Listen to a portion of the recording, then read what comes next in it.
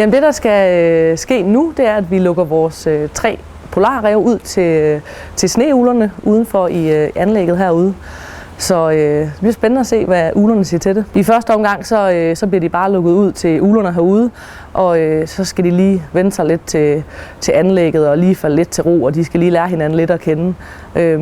Og når de så er faldet til ro, og det kører med at have rævene derude sammen med uglerne, som det forhåbentlig gør, så prøver vi så småt at åbne op til det gamle isbjørnanlæg, så de kan komme lidt ud og hilse på bjørnene, og så på sigt længere ud til den arktiske ring.